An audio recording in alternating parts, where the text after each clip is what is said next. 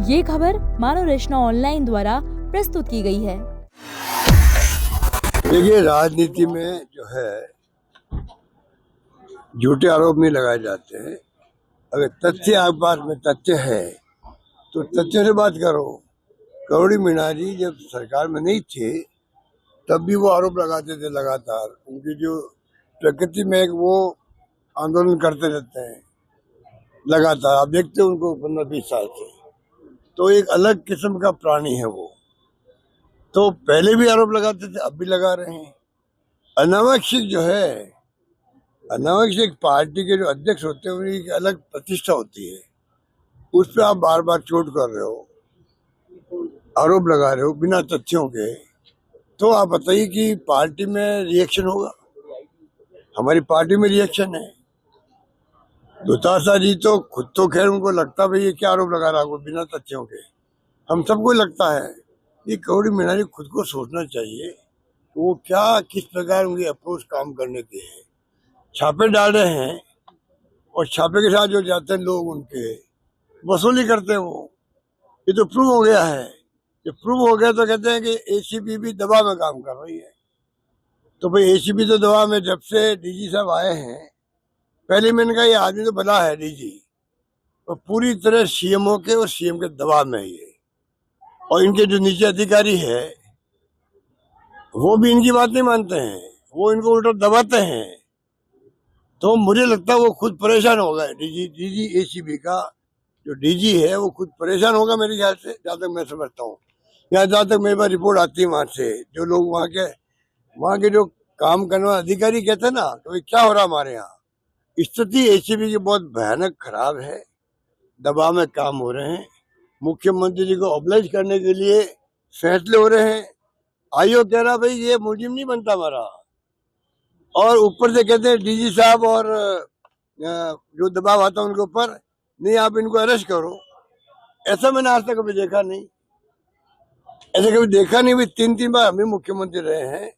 ACB में कोई पंचायत नहीं करनी चाहिए किसी को भी, यहाँ पंचायत नहीं हो रही है।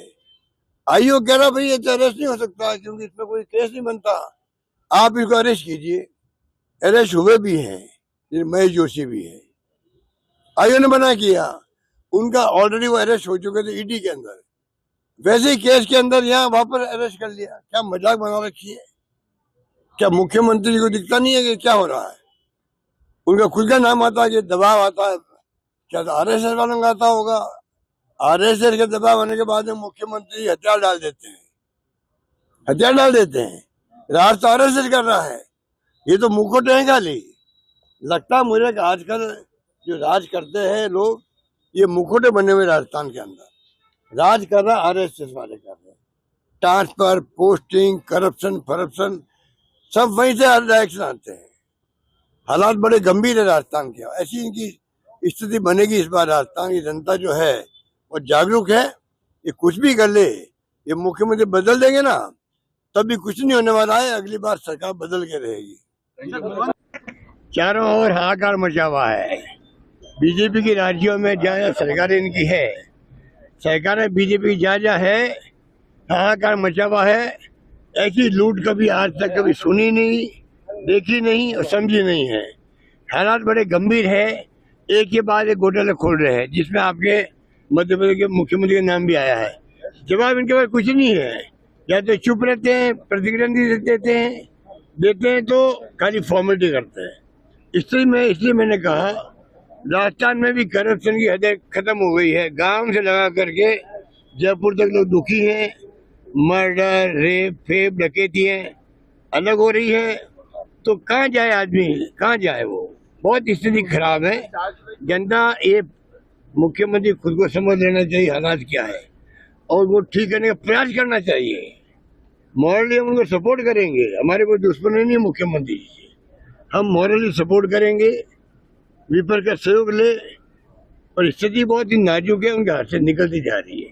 रिफाइनरी 4 तारीख को रिफाइनरी आ रही है, पीएम आ रहे सर। अरे भाई अभी रिफाइनरी आ रही है तो मुख्यमंत्री जाके 2-3 दिन पहले बैठना चाहिए, वहाँ चीफ सेक्रेटरी बैठना चाहिए, बार बार ट्रायल करवानी चाहिए।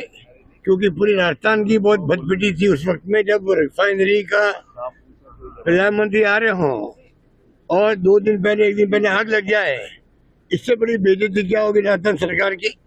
वो बेइज्जती तो मुख्यमंत्री ने चीफ सेक्रेटरी ने करवा दी है। अब फिर बुला रहे हैं तो कृपा करके हम चाहते हैं राजस्थान की बदनामी नहीं हो। 2-3 दिन ट्रायल करवा, खुद जाके बैठे देखे, उसके बाद में मैं समझता हूँ प्रोग्राम होता हुआ दिक्कत नहीं आएगी। Thank you sir. हाँ, और सोनिया गांधी चेयरपर्सन थी उस वक्त में, doctor Manmohan Singh ji prime minister थे, वीरप्पा मोदी जी थे पेट्रोल मिनिस्टर। तब हमने उनसे रिक्वेस्ट करके रिफाइनरी सैंक्शन करवाई, काम शुरू करवा दिया। फिर बाद में 5 साल जो रोके रखा है, उसका जवाब इनको देना चाहिए प्रधानमंत्री जी को। जब आ रहे हैं वो यहाँ जवाब दे, 5 साल क्यों काम रोका। उसके कारण 37,000 करोड़ की रिफाइनरी 80,000 करोड़ की बन गई है। इसका किसके ऊपर ब्लेम आएगा, ये उनको सोचने का।